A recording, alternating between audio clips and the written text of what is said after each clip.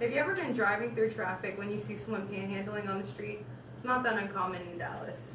Now, how many of you thought, look at this lazy bum, he needs to go get a job? Well, the sad reality is that person could have a job and still not be able to afford the basic necessities needed to survive. Raising minimum wage is necessary and will greatly benefit the economy. With the help of the Richland College Library's resources, I'm going to tell you why raising the minimum wage is beneficial.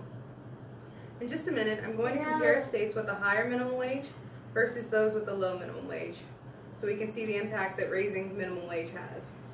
Then I'm going to show you why raising minimum wage would be a good thing. The problem is that minimum wage is not a livable wage. Full-time minimum wage workers make roughly $15,000 a year. The average rent for a tiny one-bedroom apartment is around $900, while a two-bedroom is $1,400 and a three-bedroom is $1,800.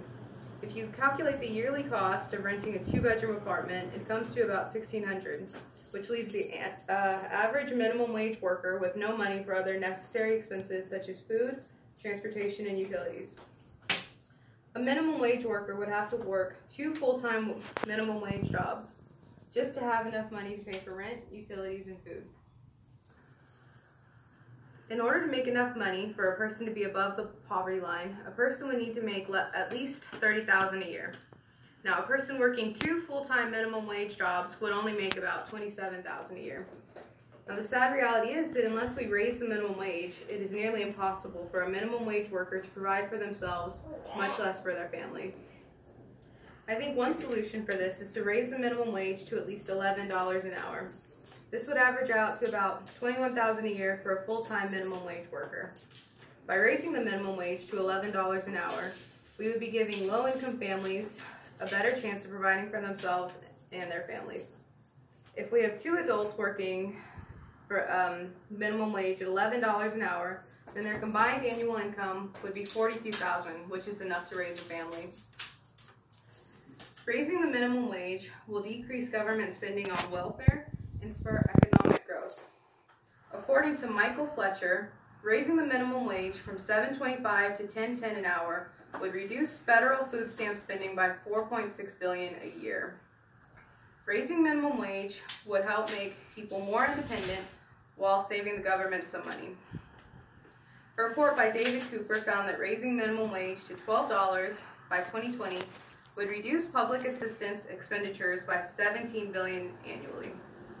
A large percentage of low-wage workers receive public assistance directly or through a family member, including 59.8% of workers with hourly wages of less than $7.42. Now, minimum wage has not kept up with inflation. In fact, it has failed to keep up with the economy. Minimum wage has fallen far behind the growth of the economy compared to 50 years ago, when they were practically equal.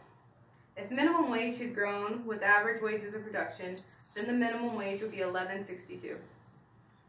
When we look at the richest states in the United States, like Washington, Massachusetts, the thing they have in common is a high minimum wage compared to poorer states whose minimum wage is $7.25. So I made a chart to map out the poorest states and what their minimum wage is and the richest states. So here we have Connecticut with a minimum wage of $10, Maryland $9.25, Massachusetts $11, New Jersey $8.60, and Washington at $11.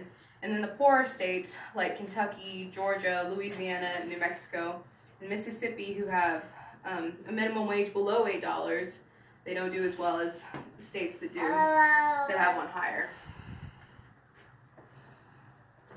So when we take a look at the facts, it becomes clear that raising minimum wage would be beneficial to the economy as well as low-income families.